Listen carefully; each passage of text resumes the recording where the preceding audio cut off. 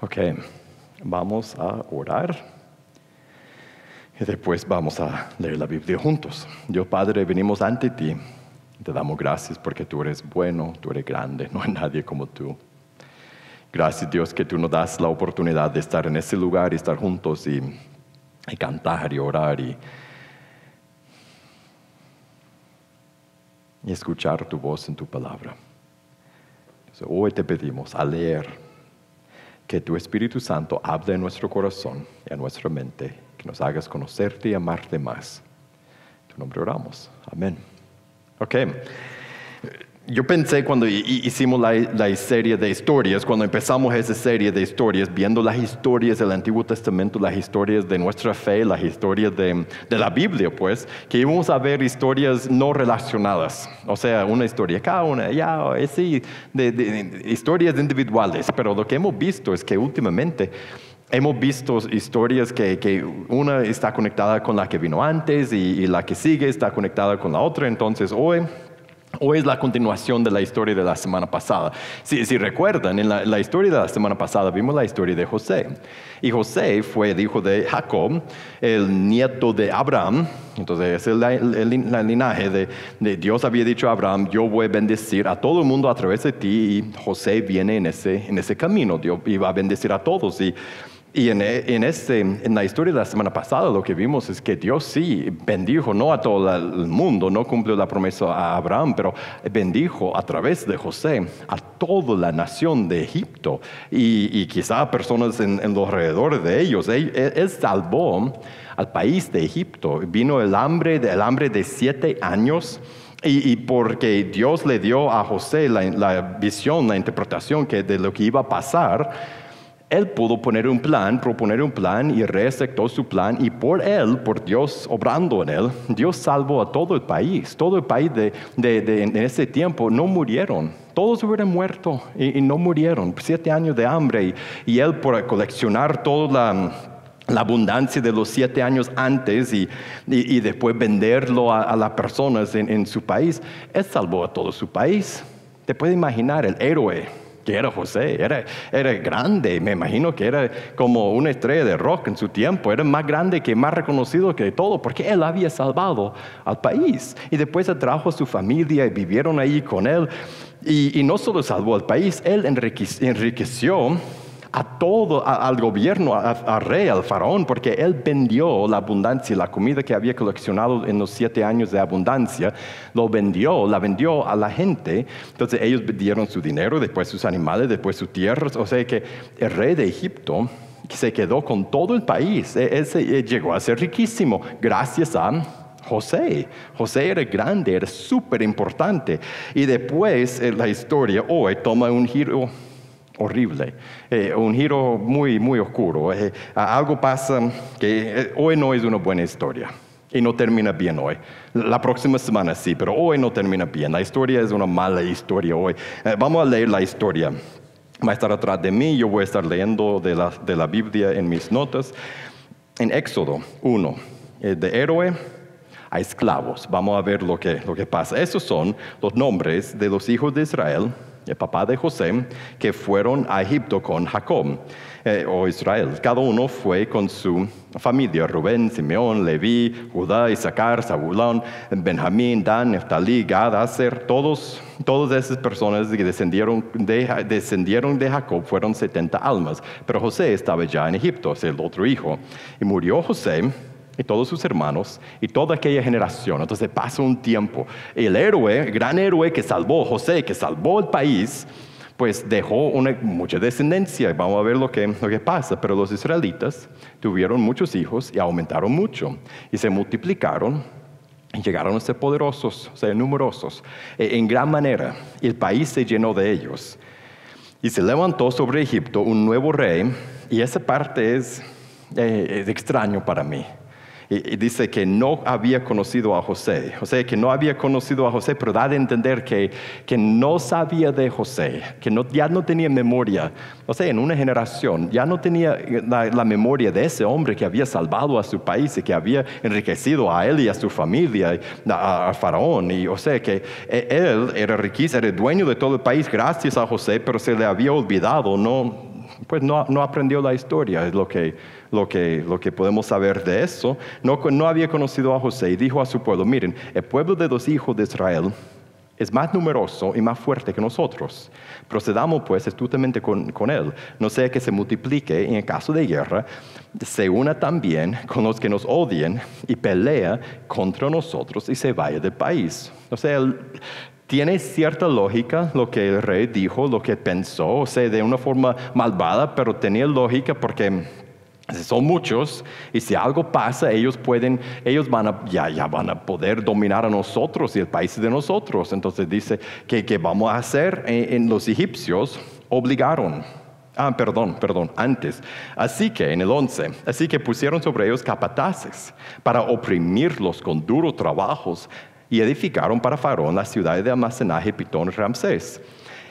Pero cuanto más los oprimían, más se multiplicaban y más se extendían, de manera que los egipcios llegaron a temer a los israelitas. O sea, quería dominarlos, que estaban multiplicando mucho, quería dominarlos por hacerlos esclavos. Entonces, a ponerlos a trabajar y estar encima de ellos y hacerles saber, nosotros somos los dueños y nosotros somos los grandes y ustedes los pequeños.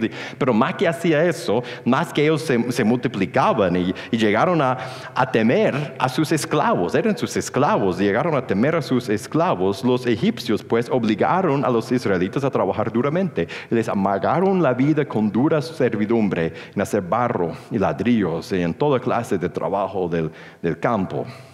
Y si tú has hecho trabajos en el campo, si tú has trabajado con ladrillo y esa clase de trabajo, tú sabes, ese trabajo es duro y difícil. Y más si alguien está encima de ti exigiendo mucho más de lo que puedes hacer. Y más si lo estás haciendo a la fuerza, si eres esclavo. Hoy en ese lugar así, todo bonito, domingo, no cuesta entender la miseria que experimentaban ellos, pero era horrible, eran esclavos y su vida ya no era una buena vida. Entonces el rey de Egipto, en el 15, habló a las parteras de las hebreas, una que se llamaba Cifra y la otra Pua, y le dijo, cuando estén asistiendo a las hebreas a dar a luz y la ven sobre el lecho de parto, si es un hijo, le darán muerte.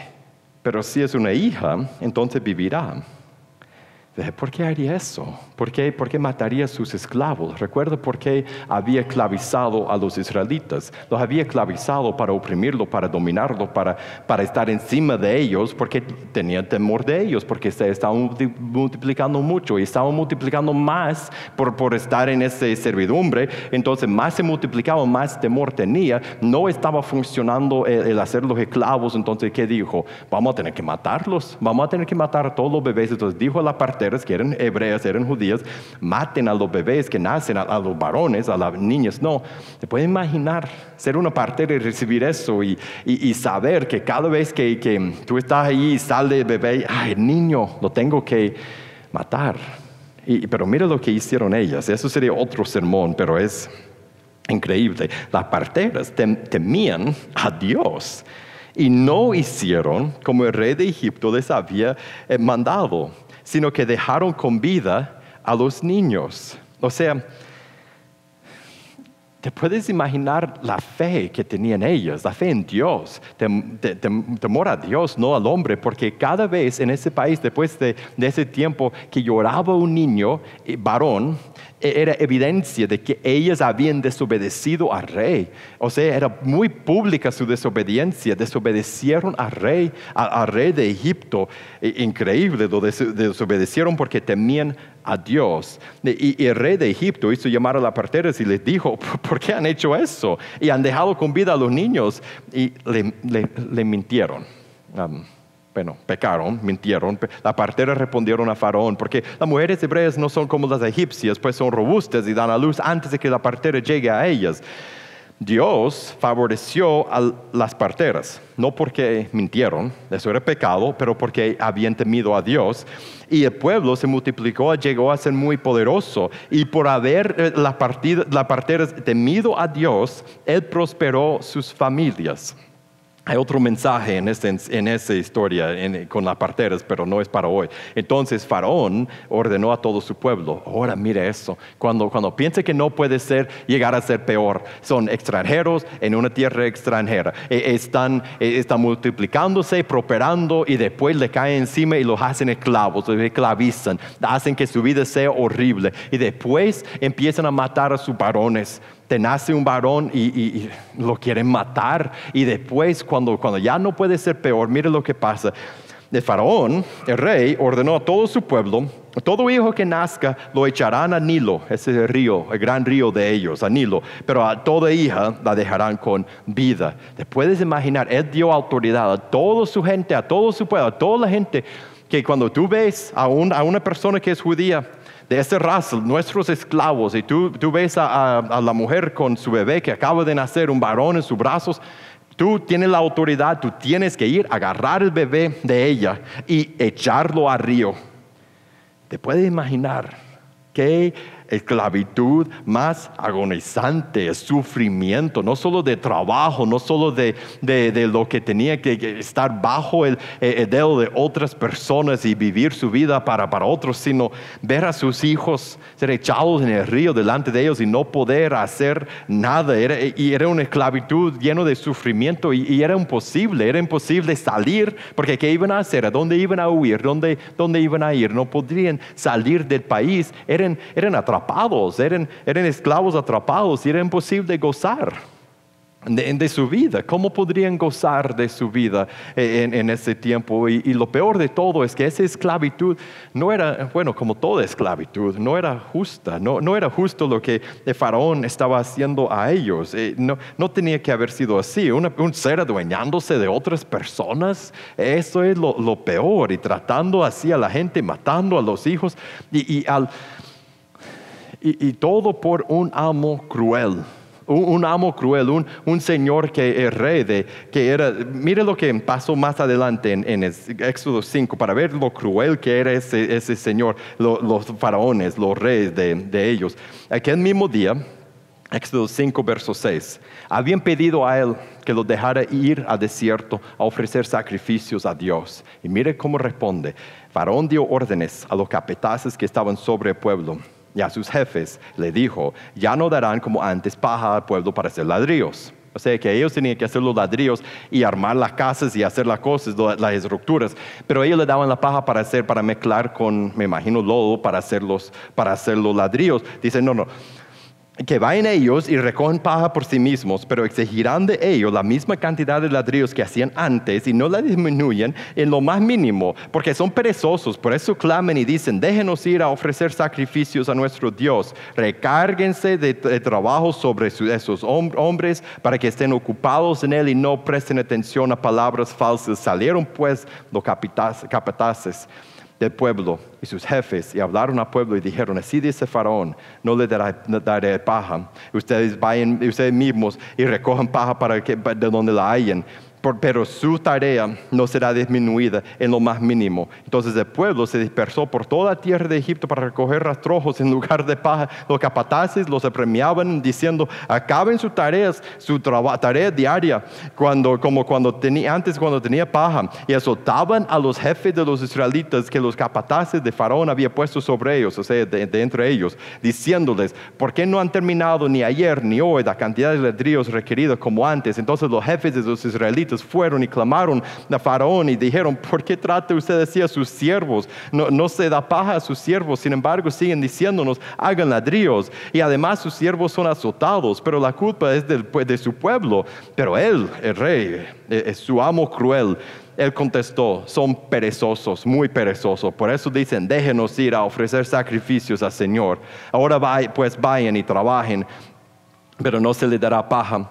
Sin embargo, deben entregar la misma cantidad de ladrillos. El faraón era un amo cruel que se adueñó de ellos y los esclavizó. Era cruel, los maltrató, se aprovechó de ellos. Y peor de todo, no los dejó servir a su Dios. Él era una barrera entre ellos y Dios. Ellos no pudieron adorar a Dios por culpa de Él. Él era su soberano. Él les controlaba su vida. Él los hizo hacer lo que Él quería que hicieran.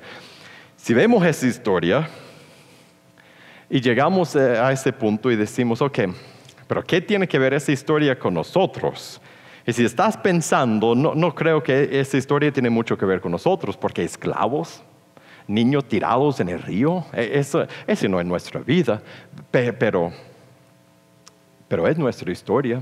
Esa historia es nuestra historia, es tu historia y mi historia. La idea de ese texto es que en esta vida, nosotros, tú y yo, somos esclavos, no siempre y no sin esperanza. Eso vamos a ver en la próxima historia, la próxima semana, si Dios quiere. Pero hoy lo que estamos viendo, que tú y yo somos esclavos. Esa historia no es una metáfora, es una realidad para nosotros. Nuestra realidad es que somos esclavos. Y si tú dices, no creo, yo no soy esclavo, no como ellos. Ok. ¿Alguna vez has sentido que no puedes dejar de hacer algo que tú sabes que es malo? Algo que tú sabes que no le agrada a Dios. Algo que hasta tú no quieres hacer. Tú quisieras dejar de decir eso de ya no más mentira, no vuelvo a mentir. Me acaban de agarrar una mentira y siento vergüenza y pena y delante de Dios culpa. Ok, nunca más vuelvo a mentir, pero después ¿qué haces? Miento otra vez, chismeamos, ya nunca más vuelvo a repetir una historia que no es mi historia, lavo mi mano de chisme, pero después al rato estoy chismeando, hago algo que siempre he dicho, no vuelvo a hacer eso y lo vuelvo a hacer. ¿Te ha pasado? O tal vez tú dices, no puedo pensar en nada que digo o que hago que no debo hacer. Yo soy más o menos bueno, te felicito, pero ¿qué tal los sentimientos?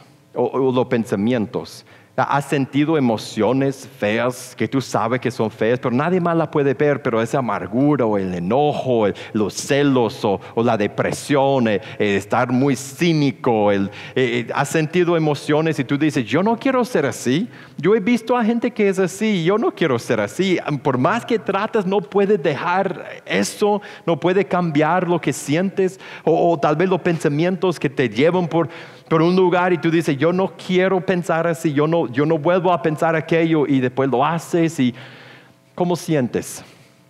¿Cómo sientes cuando no puedes escapar de algo, de dejar de hacer algo, de sentir algo, de decir algo, y tú dices nunca más, pero después vuelve lo mismo y vuelves a lo mismo?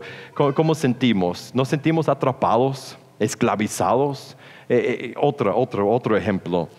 ¿Alguna vez has pensado en morir o estar enfermo? Y el día que te enfermas y ya no vas a recuperar, que solo vas a estar en el corto jornada a lo inevitable. Y tú sabes que viene ese día, que has sentido algo en tu cuerpo, una masa, y tú has dicho, esto es raro, ¿qué será? O el aliento corto, ¿será que tengo que ir al doctor? O mi presión, o ¿será que estoy enfermo? ¿Será que de eso no voy a recuperar? ¿Has sentido eso alguna vez? ¿Has pensado en la muerte?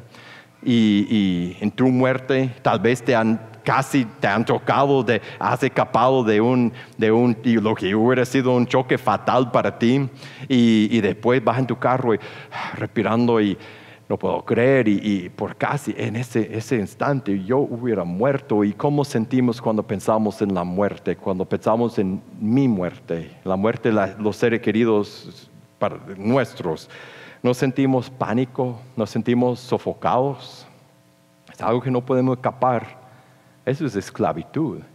Mire, en esta vida somos esclavos, igual que los israelitas. Tú y yo tenemos amos crueles. Dije amos crueles. Ellos tenían un amo, el faraón, el rey. Nosotros tenemos tres amos igual o peor, más crueles que el faraón. 3 amos crueles. ¿Cuáles son? Uno es Satanás, es sus demonios. Esos son amos crueles. Es un amo cruel que nos hace, que nos controla y nos esclaviza. Y mire lo que dice Efesios 2:1.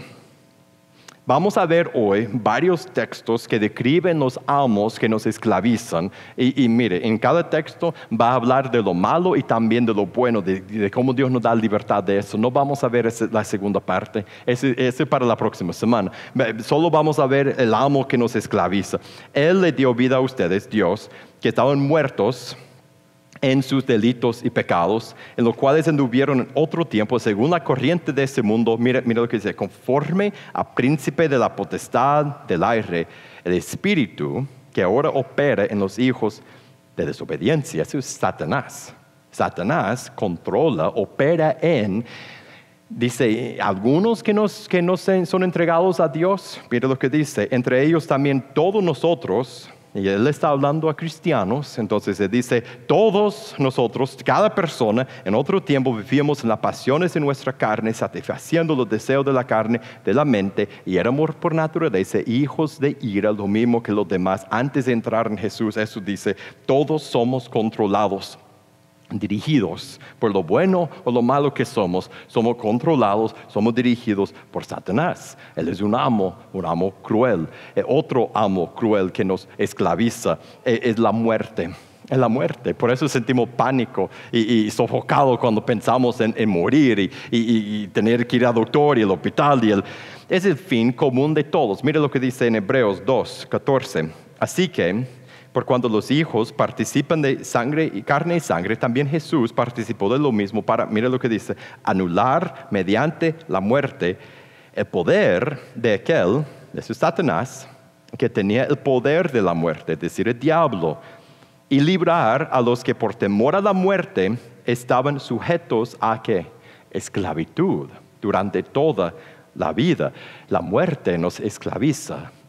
La tememos, no la podemos escapar, vivimos toda la vida huyendo de ella. Y Satanás y la muerte son amos que nos esclavizan, amos crueles. Hay un amo más y es el peor que Satanás. Sí, peor que Satanás, peor que Satanás, peor que la muerte, un amo más, un amo que Satanás y la muerte están afuera. Ese amo está adentro, es uno mismo, la carne, es mi rebeldía, mis deseos, mis malos deseos. Mira lo que dice: nuestra carne, la rebeldía, nuestro deseo de ser nuestro propio jefe y rebelar contra nuestro Creador, es un amo cruel que nos esclaviza.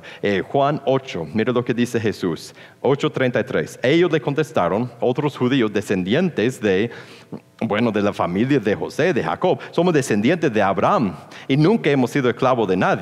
Interesante, ¿no? Que digan esto después de la historia que acabamos de ver. Les estamos olvidando que sí habían sido esclavos, pero bueno, ¿cómo dices tú, hablando a Jesús, serán libres? Jesús les respondió: en verdad les digo que todo el que comete pecado es esclavo del pecado. Y el esclavo no queda en la casa para siempre, el Hijo sí permanece para siempre. Así que si el Hijo los hace libres, serán realmente libres. El que practica el pecado, cuando tú y yo hacemos la misma cosa, otra vez decimos las mismas cosas, caímos en los mismos malos hábitos de pecado, cuando hacemos la misma cosa, practicamos el pecado en los mismos sentimientos y pensamientos y no agradamos a Dios con eso, con todo lo que somos. Él dice: cuando practicas el pecado, tú piensas que estás tomando tus propias decisiones y haciendo lo que tú quieres. En realidad eres esclavo de eso, eres esclavo de eso. Es por eso que no todo podemos decir: sí, es cierto, hay cosas que yo no puedo dejar de hacer, hay cosas que no puedo dejar de sentir, hay cosas que no puedo dejar de decir, porque las cosas que nosotros hacemos se adueñan de nosotros. Volvemos esclavos de ellas. En Romanos 6 dice: no saben, 6:16, no saben ustedes que cuando se presenten como esclavos a alguien para obedecerle, son esclavos de aquel a quien obedecen, ya sea del pecado para muerte o la obediencia para justicia. Pero gracias a Dios que aunque ustedes eran esclavos del pecado, ¿esclavos de qué? Esclavos de la rebeldía contra Dios. Nuestra rebeldía contra Dios se adueña de nosotros. Nosotros no venimos a Dios y no queremos arrepentirnos y bautizarnos porque nosotros queremos ser los jefes de nuestra vida. Y la ironía cruel de que nosotros no somos el jefe de nuestra vida. Ese deseo de rebelar contra Dios se adueña de nosotros y nos esclaviza y nos hace hacer cosas que jamás hubiéramos querido hacer e ir a lugares donde jamás hubiéramos ido porque somos sus esclavos. Uno más, Tito 3, verso 3. Porque nosotros, estamos hablando de cristianos, pero mira lo que dice de antes de tomar la decisión de entrar en Cristo. Nosotros también en otro tiempo éramos necios, desobedientes, extraviados, después que dice, esclavos de deleites y placeres diversos, viviendo en malicia y en envidia, aborrecibles y odiándonos unos a otros. Somos esclavos a nuestros deseos, a nuestros pensamientos, a nuestras emociones. Nos controlan y dirigen el curso de nuestra vida, muchas veces en contra de nuestra voluntad. Y todos podríamos contar historias de cómo nuestra carne se ha adueñado de nosotros para el resto de ese tiempo, pero seguimos, sonamos crueles, más cruel que el faraón. Sonamos que se adueñen de nosotros y nos esclavicen y nos maltraten y aprovechen de nuestra debilidad y igual que Faraón, no nos dejen servir a Dios. Nuestro temor a la muerte y Satanás y nuestra carne que nos lleva a rebelar contra Dios no nos deja adorar a Dios y servir a Dios como quisiéramos porque son nuestros soberanos, nos controlan, nos separan de Dios y esa es una esclavitud agonizante, como los israelitas que estaban en una esclavitud agonizante. Nosotros en esta vida vivimos en esa esclavitud miserable e imposible de salir y no es justo porque nosotros fuimos creados para algo más grande que eso. Fuimos creados en la imagen de Dios, no para ser esclavos. Fuimos creados para ser como Él y no esclavizados. Y si llegamos al final de la historia decimos que ellos eran esclavos, nosotros hoy día somos esclavos también. ¿Qué tiene esa historia que ver con Jesús? ¿Dónde está Jesús? En esa historia yo no veo la esperanza que hemos visto en todas las demás historias, la conexión con Cristo. Cristo aparece en esa historia. ¿Sabe cómo? Por ver la esclavitud en que nos encontramos, igual que ellos. ¿Sabe qué vemos? Nuestra necesidad de un rescatador, de que Dios envíe a alguien que nos extiende la mano y nos saque de la esclavitud y nos lleve a la libertad, que nos saque de ser esclavos. Jesús aparece en esa historia porque esa historia nos enseña que necesitamos a Jesús. Jesús no es solo un nombre, no es solo un hombre que vivía, no es solo el que sale en las canciones que cantamos, no. Nosotros necesitamos a alguien que nos rescate, que nos salve, que nos saque de la esclavitud. Necesitamos un rescatador. Sí es como Jesús sale en esa historia. Entonces, ¿qué debemos hacer? Si nosotros muchas veces vivimos en esclavitud como ellos y necesitamos a alguien que nos rescate, ¿qué debemos hacer? Debemos hacer lo que ellos hicieron en esa historia. ¿Sabe qué hicieron? Después de que pasó mucho tiempo, ellos clamaron a Dios. Mira lo que es la parte más bonita de esa historia. Éxodo 2, 22 en adelante dice así: pasado mucho tiempo, murió el rey de Egipto. O sea, una generación, mucho tiempo de ser esclavos. ¿Por qué no hablaron a Dios antes? Bueno, pero le hablaron, lo que cuenta. Los israelitas gemían a causa de la servidumbre y clamaron. Y su clamor subió a Dios a causa de su servidumbre. Mira, es el verso más bonito. Dios oyó su gemido y se acordó de su pacto con Abraham, Isaac y Jacob. Ellos esperaron mucho en clamar, pero cuando ellos clamaron a Dios, que Dios escuchó, Dios oyó su clamor. Y lo que vamos a ver la próxima semana es que Dios ya había puesto en camino a una persona, había estado preparando la persona que los iba a rescatar de la esclavitud. Él había estado preparando la respuesta a su clamor, la respuesta a la oración que ahora están haciendo. Aún antes de que ellos clamaron a Él, Él había empezado a preparar a esa persona que los iba a sacar de la esclavitud, a preparar su liberación. Pero cuando clamaron, Él oyó Y se acordó de su promesa a ellos. Y después, el 25, aún más bonito que el 24, Dios miró a los israelitas y los tuvo en cuenta. Yo te quiero decir hoy que Él hace lo mismo con nosotros. Cuando nosotros sentimos la esclavitud a nuestra carne, que yo no puedo cambiar, y clamamos a Dios, Él nos escucha, Él nos mira, y Él nos toma en cuenta. Él responde a nuestro clamor. Lo que eso significa para nosotros es así. Debemos clamar a Dios. Debemos clamar a Dios. Si nunca has tomado la decisión de entrar en Cristo, y por eso terminamos cada semana de la misma manera, porque si nunca has tomado la decisión de entrar en Cristo, de arrepentirte, bautizarte, de entregarte a Él, entonces la forma de clamar a Dios es de tomar esa decisión, porque actualmente tú estás como los israelitas, estás en esclavitud. Los amos crueles de la muerte y el pecado, tu carne, tu rebeldía y Satanás se han adueñado de ti. Y no porque tú eres peor que los demás, no, porque tú eres como los demás. Todos afuera de Cristo somos esclavos de esos tres amos. Pero cuando tú clamas a Dios por arrepentirte, bautizarte y dar tu vida a Él, en un instante Él te saca de la esclavitud. Y en vez de que Satanás opere en ti, no, su Espíritu Santo muere en ti. Y en vez de ser esclavizado por tu carne, no, Él te da libertad. Y hay una lucha, pero Él te da victoria en esa lucha. Tú puedes ser y vivir como una persona diferente. Tú puedes ser el hijo amado, adoptado y libre de Dios. Por eso en esa comunidad, cuando tú dices, yo tengo que tomar esa decisión, yo tengo que ser libre, solo tiene que decir a alguien. Uno de nosotros puede decir, quiero tomar mi decisión, puedes arrepentirte, puedes bautizarte, puedes entrar en Jesús. Y la historia de hoy es una invitación a que hagas eso, a que salgas de tu esclavitud. Y para los que hemos salido de la esclavitud, que somos cristianos, ya has tomado tu decisión de entregarte a Jesús, de arrepentirte, bautizarte, y tú eres libre.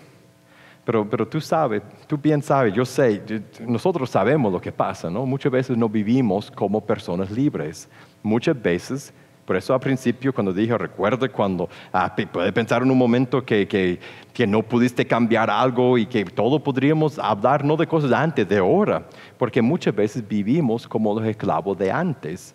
Y nosotros también debemos clamar a Dios y pedirle que nos ayude a vivir como las personas libres que somos, que su Espíritu Santo nos llene y que Él cumpla la promesa de darnos fuerza y de darnos poder y de ayudarnos a vivir libres de temor de la muerte. Si tú eres un cristiano, nadie quiere morir, pero no debemos vivir en temor, en pánico de la muerte, porque sabemos lo que nos espera al otro lado. Él nos ha dado libertad de ese temor. Nosotros no debemos vivir como esclavos a nuestra carne, porque tenemos el Espíritu Santo adentro. Clamamos a Dios cuando sentimos los viejos amos que nos quieren esclavizar de nuevo y pedimos la libertad que tenemos en Cristo. Clamamos a Dios y Él nos oye, y nos ve y nos toma en cuenta. Vamos a ponernos de pie. Vamos a terminar hoy por recordar a Cristo en la cruz, porque cuando Él murió y su cuerpo fue quebrado y su sangre derramada en la tierra, Él compró por nosotros nuestra libertad.